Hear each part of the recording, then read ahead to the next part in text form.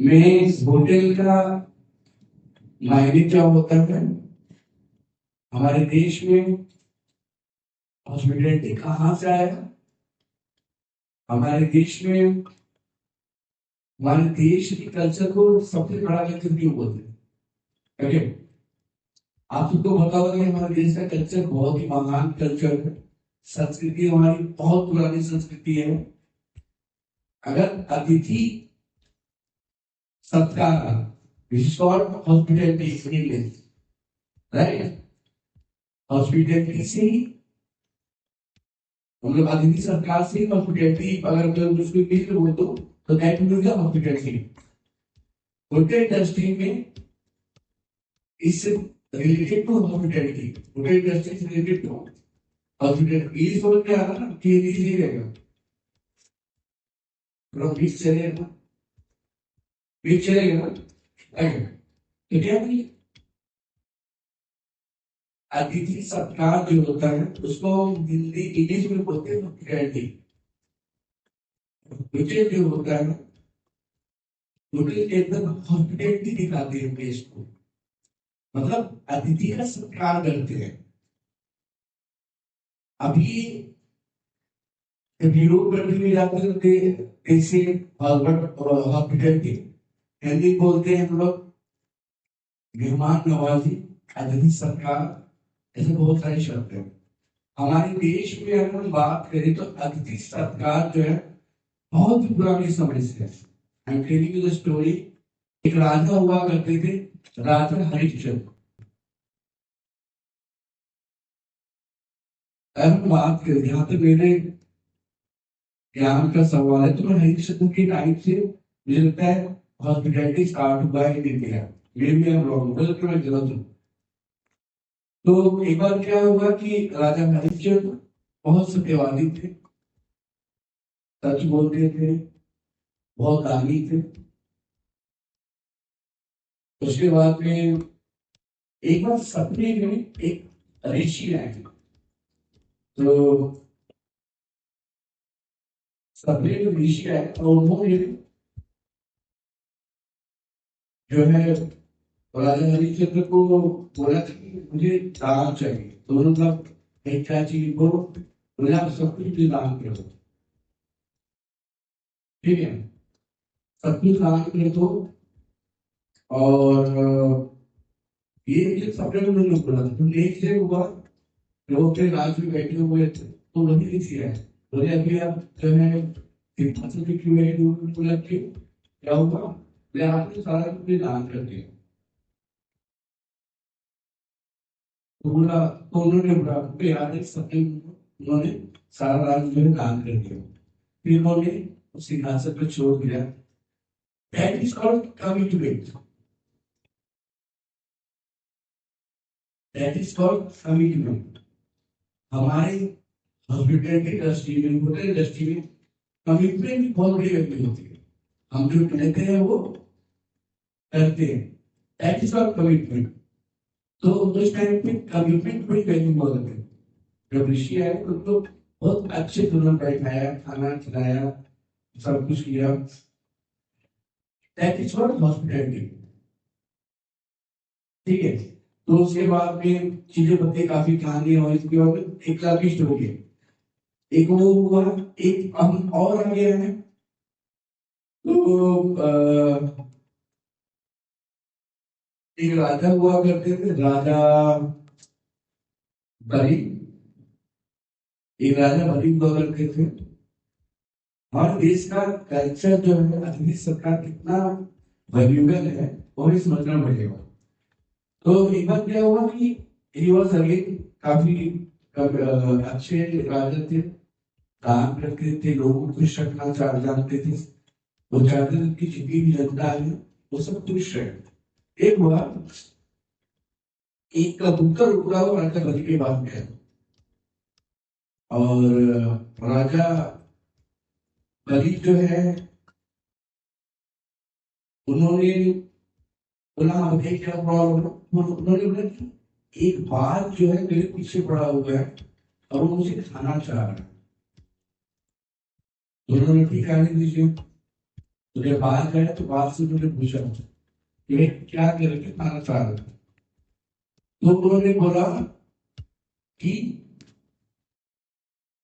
मुझे अपना पेट भरने के लिए मुझे तो खाना पड़ेगा। तो राजा बलि ने बोला कि ठीक है, मैं आपको इतना मांस देता हूँ, आप खा लो। बोले मुझे आपको देना है तो आप आपका मांस दीजिए। तो उन्होंने अपना पैर काट के दिया तो देखा कि राजा बाज खा गया। बोलता है कि मेरा पेट नहीं भरा। उसके बाद में उन्होंने जो है अपना हाथ काट के दे दिया, फिर भी उसका पेट नहीं भरा। फिर उसके बाद में जब वो अपने आप को अपना गर्दन काटने के लिए तो भगवान प्रकट हुए। उन्होंने बोला कि नहीं, ये सब इधर हम आपको एग्जाम देते हैं। अब मोरल ऑफ द स्टोरी ये है कि वैल्यू ऑफ द पर्सन, हमारे इंडस्ट्री में वी गिव वैल्यू। कबूतर को था, हमारे एक समझिए स्टाफ था, हम उसको वैल्यू देते हैं, हम अपने स्टाफ के लिए कुछ भी करते हैं। वो भी हमारी होटल इंडस्ट्री में बहुत मायने रखता है।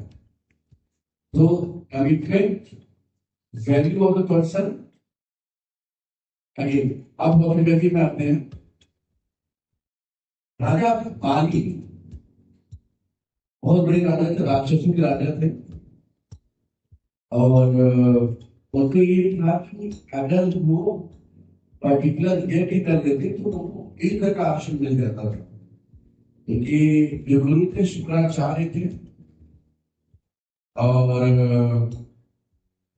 जो लास्ट ये कर रहे थे तो उसमें देवता लोग कभी परेशानी हुई कि अगर इनका ये पूरा हुआ तो ये जो इंद्र बन जाएंगे, भगवान बन जाएंगे, तो हमारी प्रॉब्लम हमारी प्रॉब्लम क्या रहेगी, क्या रहेगी। सब लोग भगवान विष्णु के पास गए।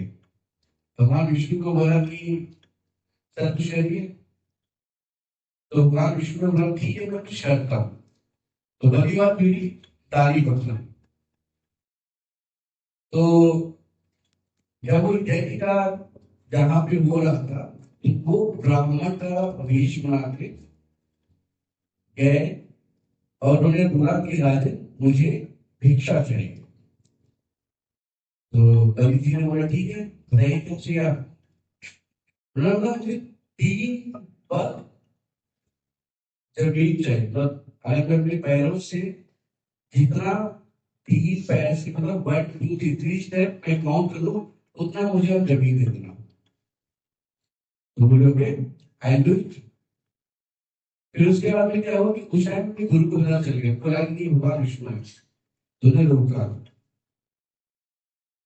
तो राजा जी ने क्या बोला, मेरे घर में कोई आया है और उसको मैंने हाँ बोल दिया है और वो मेरी अतिथि है, उसका सम्मान करना ये हमारी परंपरा है। अब जो मैंने कमिटमेंट करते तो करने पड़ेगा। तो वो उन्होंने प्रॉमिस कर दिया। और उसके बाद में जो है भगवान विष्णु जो है ब्राह्मण का रूप लेकिन काफी बड़े होते गए। एक पैर से उन्होंने जो है धरती को नाप लिया, दूसरे पैर से जो है आसमान को, तीसरा पैर है तो राजा बलि ने बोला कि आप अपना तीसरा पैर मेरे सर पे रख सकते। Why I told you all this story? Because this is directly and indirectly is related to hospitality. अब राजा बलि को पता था कि जो सामने वाले हैं वो मेरे दुश्मन थे, फिर भी वो एक घर पे आया, उन्होंने उनका सम्मान किया। यही होता है, हम किसी को पसंद करें या न करें, हमारे होटल में कोई आता है तो हमें उसका सम्मान करना है, राइट, करना है, करना ही नहीं। तो सेकेंड अपने आप को क्या होता है, कमिटमेंट। जो हरिश्चंद्र ने किया ऋषि के साथ कमिटमेंट किया उन्होंने, वो कंप्लीट किया। वैल्यू ऑफ द पीपल, जो भी लोग हमारे यहाँ पे काम करते हैं, हमारे होटल पे काम करते हैं, हम उनको वैल्यू देते हैं। तो इन सबको लेके होता है क्या, हॉस्पिटैलिटी। एंड हम सब जितने लोग यहाँ बैठे हुए हैं, We are the part, we feel proud, we are the part of hospitality trust. Right? Yes? अच्छा लगा? तो आपकी घर में कोई मेहमान है तो उसका ख्याल आपको रखना है। हम वही चीज अब यहाँ भी करते हैं। हमारे में जो भी देश का आता है हमें का ख्याल रखना बहुत जरूरी होता है। बिकॉज हमारे देश में बोला जाता है, हमारे कल्चर में बोला गया है, अतिथि देवो भव। अतिथि जो होता है भगवान के समान होता है। और आप लोग हमारे यहाँ पे आए हुए हैं, वो आप भी हमारे क्या हो गए? अतिथि। राइट? Yes, very good. तो आप लोग को होटल मैनेजमेंट करना चाहिए। जैसे ब्यूटीफुल इंडस्ट्री, बहुत खूबसूरत इंडस्ट्री है, बहुत ज्यादा स्कोप है। आप लोग you are the future of the India और भारत देश भविष्य। राइट? मन लगा के पढ़ाई करिए और दिल लगा के खेलिए। खेलने के लिए तो पढ़ाई की बेसिक। राइट? मोबाइल से दूर रहिए। Thank you.